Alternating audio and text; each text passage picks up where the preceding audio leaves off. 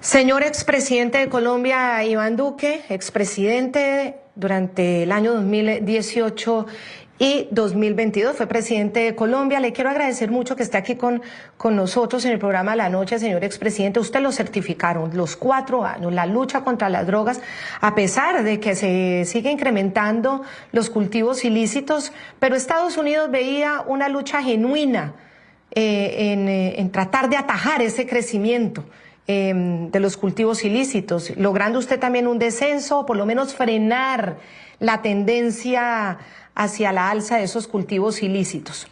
Pero para el presidente Gustavo Petro, después de esta desertificación, 30 años después, es que Estados Unidos quiere un títere. ¿Qué opina usted? Bienvenido. Pues un saludo muy especial, Claudia, para usted, para toda la audiencia de la noche de NTN 24. Y yo quisiera empezar por hacer una reflexión. Una, un poco más estructural, que tiene que ver con lo que Colombia ha sufrido desde el momento en el cual se paró la aspersión aérea. Hasta el año 2015, Colombia era un país ejemplo en la reducción exponencial de cultivos ilícitos, pasando de más de 200.000 hectáreas en el año 2000 a cerca de 50.000 en el año 2015. Una vez el gobierno Santos para la aspersión y después viene la sentencia de la Corte Constitucional, entre ese 2015 y agosto del 2018, cuando yo asumí la presidencia de la República, habíamos pasado de 50.000 a más de 230.000 hectáreas. Nos tocó a nosotros en su momento ir ante la Corte Constitucional, solicitarle a la Corte que pudiera revisar su jurisprudencia, y no se logró. Y tuvimos que emplear otras herramientas, aumentar los grupos manuales de erradicación, hacer mucha más sustitución, desarrollo alternativo, enfrentar toda la cadena de precursores. Y eso nos permitió parar el crecimiento exponencial, tener una reducción, aumentar las incautaciones como porcentaje de la producción potencial, hacer grandes capturas y extradiciones, más de 1.000, entre ellas la de Otoniel, el jefe del Clan del Golfo, y por esas acciones Colombia fue certificada. Pero yo creo que hay una realidad. Hoy tenemos un gobierno Petro que desmanteló los grupos manuales de erradicación a sus mínimos históricos. Segundo, permitió un crecimiento exponencial de todos los cultivos ilícitos. Tercero, las incautaciones como porcentaje de la producción potencial están en los niveles más bajos en décadas, y fuera de eso se ha dado un tratamiento permisivo al narcotráfico a través de la paz total.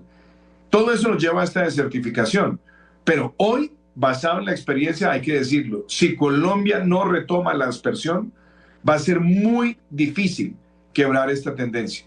Y eso requiere un consenso institucional, eso requiere también que la Corte Constitucional esté dispuesta a mirar la situación de orden público bajo la declaración de estado de cosas inconstitucionales y permitir la aspersión bajo todos los controles que permitan minimizar cualquier daño colateral. Pero eso es fundamental. Y en adición a eso, cambiar este sistema del gobierno de Petro, que ha sido totalmente condescendiente con el narcotráfico. Esas son 2 tareas que Colombia tiene que asumir en el año 2026, claro.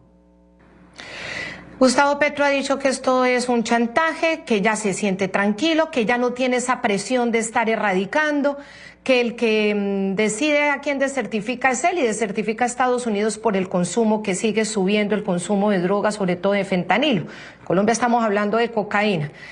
Esa es la respuesta de Gustavo Petro. ¿Usted qué piensa sobre la reacción de Gustavo Petro? ¿Gustavo Petro quería esto? ¿Buscaba esto? ¿Quería desmantelar el poder de las fuerzas militares, evitando que la cooperación desde los Estados Unidos siga subiendo? Es lo que me acaba de decir el expresidente Andrés Pastrana. ¿Usted qué opina? ¿Esto es voluntario del presidente Petro, romper con los verdaderos socios de Colombia?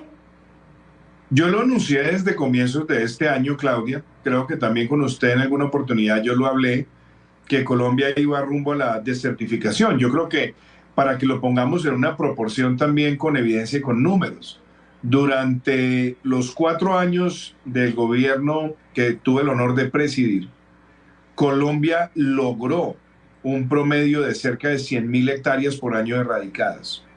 para poder contener el crecimiento exponencial y tener una tendencia a la baja. El año pasado, la meta que fijó el gobierno Petro fueron 10.000 hectáreas y ni siquiera se cumplió esa meta. Claramente, con eso se estaba ya pavimentando el camino para la desertificación. Pero hay algo importante, que la desertificación como mensaje es un mensaje que le está mandando Estados Unidos al gobierno Petro, no a la institucionalidad colombiana.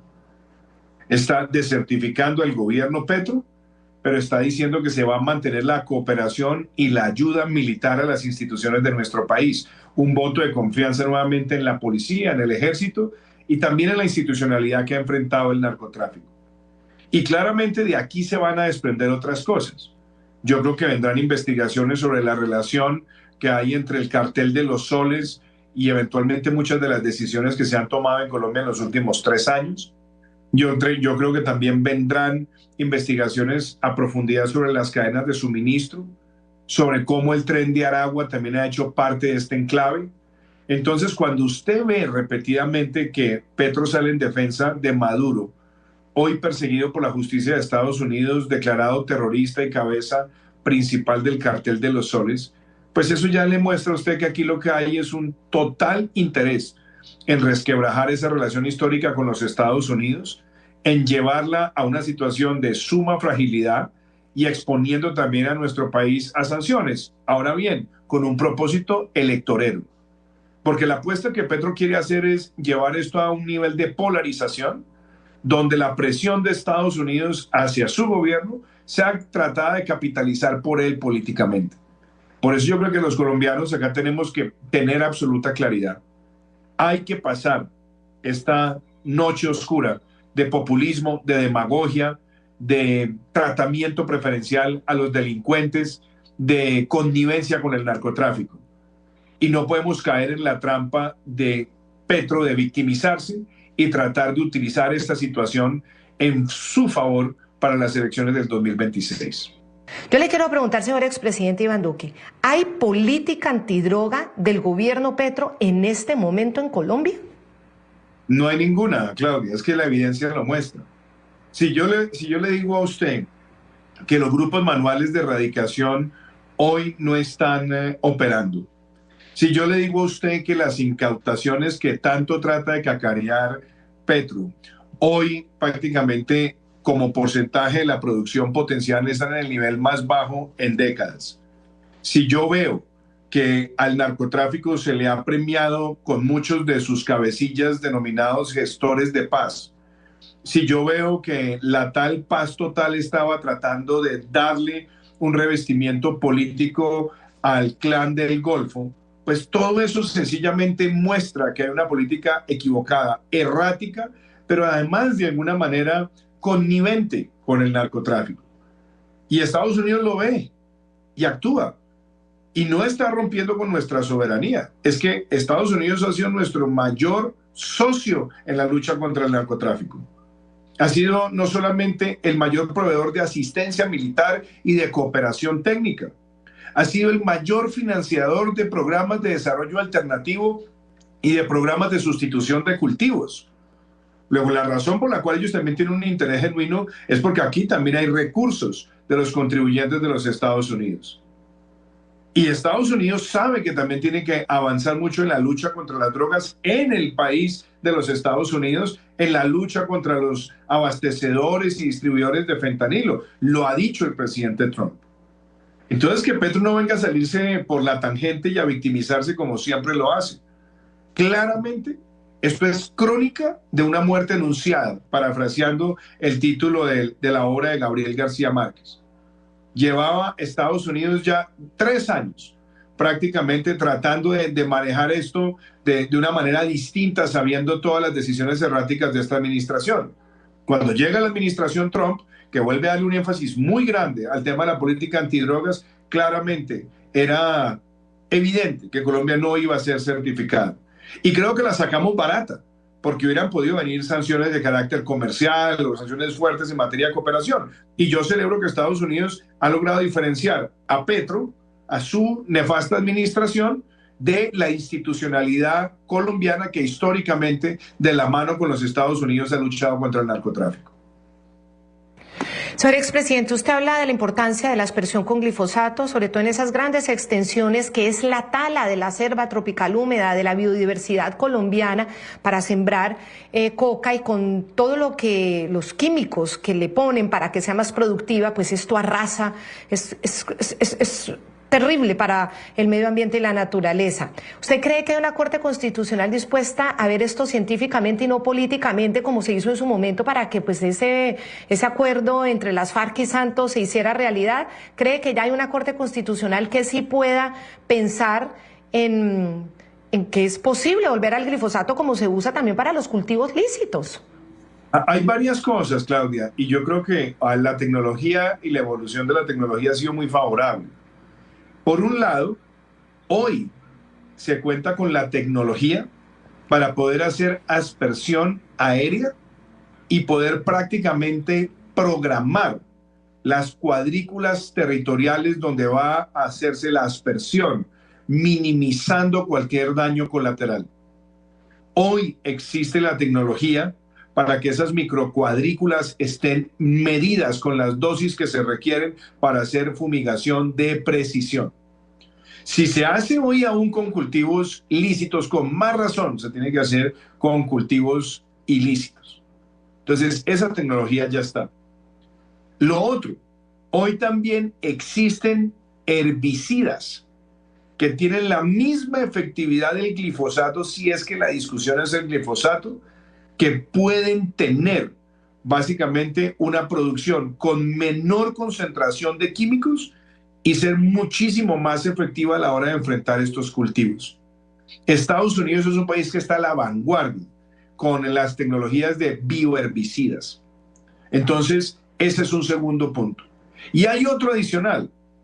Hoy también existe la capacidad de adelantar guerra biológica donde se requiera contra muchos de estos cultivos, sin que eso implique un daño colateral a otro tipo de cultivos por las tecnologías que hay hoy que permitirían rápidamente llegar al mapa genético de la planta de coca, de la hoja de coca.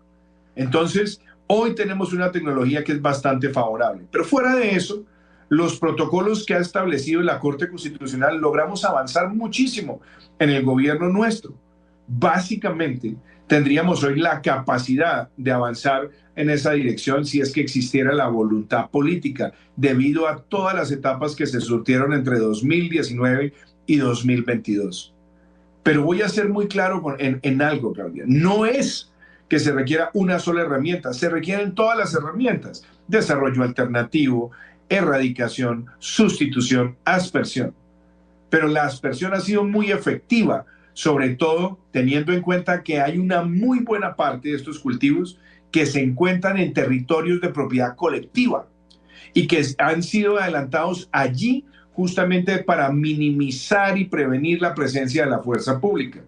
Además de señalar que hay muchas zonas del país donde lamentablemente había un incremento de la hoja de coca, de la producción de coca, donde también coincide la presencia de grupos indígenas.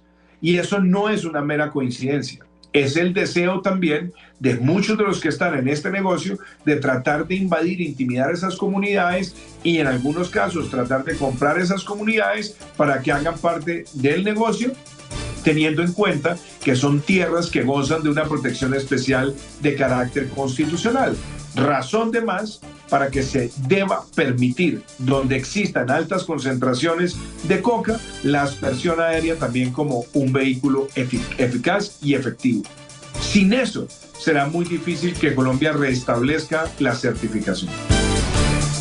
Y tras la desertificación por parte de los Estados Unidos, de la administración Trump en la lucha contra las drogas a Colombia, pero enfocado en el socio, en Gustavo Petro, y resaltando la institucionalidad y la valentía de los hombres de la fuerza pública colombiana, viene la reacción de Gustavo Petro, de su gobierno, de decir que no compran más armas a Estados Unidos.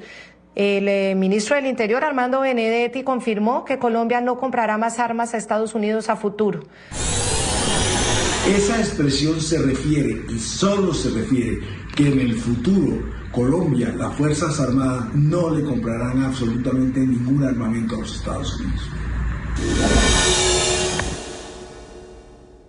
Señor expresidente Iván Duque, ¿esto qué implica? ¿Qué significa que Colombia le deje de comprar armas a Estados Unidos? Ya tampoco está el acuerdo con Israel. ¿Esto qué significa? Pues yo creo que esta es una petrada más, Claudia. Primero porque es que Estados Unidos es el principal proveedor de asistencia militar a nuestro país. Estados Unidos nos ha suministrado la capacidad helicoportada con la cual se enfrentan a los grupos armados ilegales en Colombia. Es el proveedor de los repuestos también de esa capacidad helicoportada. Sin el uso efectivo de esa capacidad helicoportada, sin aumentar las horas de vuelo y las horas operativas de esa capacidad helicoportada, nuestro país queda ciego y totalmente desorientado en la lucha contra cualquier grupo armado ilegal. En adición a eso, ha sido Estados Unidos también un proveedor, no solamente de inteligencia, sino de herramientas efectivas que le han permitido a Colombia asestar los golpes más importantes contra la criminalidad organizada. Y además de eso, Estados Unidos ha apoyado a Colombia para que Colombia sea un proveedor a través de Indumil, la empresa de la industria militar colombiana, para poder vender equipos y armamento en países de Centroamérica. Es decir, si Estados Unidos llega a vetar que Indumil sea proveedor de otros países aliados de Estados Unidos en el continente, se desmorona por completo la industria militar de nuestro país, que tiene además un asiento muy importante en la línea estratégica de las últimas décadas en el Ministerio de Defensa. Entonces digo que es una petrada, primero porque no tiene sustento, no tiene fundamento, el perjudicado es Colombia y Estados Unidos no se va a afectar en lo más mínimo porque Colombia le limite la venta de cualquier equipo. Todo lo contrario, el afectado sería nuestro país porque perderíamos al principal proveedor de muchos de los equipos que se utilizan para enfrentar las amenazas que están en nuestro territorio. Eso es una pateada de ahogado, una pataleta de ahogado. Y creo que hoy, institucionalmente, el país necesita un consenso, y sin ese consenso va a ser muy difícil. Y empieza por volver a tener operación en Colombia de las capacidades de aspersión aérea. Y sin los Estados Unidos va a ser muy difícil, entre otras cosas, porque Estados Unidos es el mayor proveedor de los equipos, de la tecnología de georreferenciación y también de los químicos que se utilizan para enfrentar estas amenazas. Y en momentos en que drones atacan helicópteros de la policía, que puede derribarlos, que puede asesinar a hombres de la policía, en ese contexto, y justo antes de las elecciones de 2026, que si la Fuerza Pública Colombiana no logra el control de tantos municipios bajo el dominio de estas organizaciones criminales, ¿a quién va a empujar esa organización criminal a las urnas? ¿A votar por quién? Es muy delicado. Este tema nos da para un análisis mucho más amplio. Lo seguiremos haciendo. Por ahora le agradezco muchísimo al expresidente de Colombia, Iván Duque, por haber hecho parte de este primer análisis sobre el tema de la desertificación de Colombia 30 años después. Qué dolor. Estamos repitiendo historias de 30 años atrás, cuando Colombia era un estado casi fallido y éramos vistos como una narcodemocracia. Da mucha tristeza. Expresidente, gracias. Muchísimas gracias, Claudia.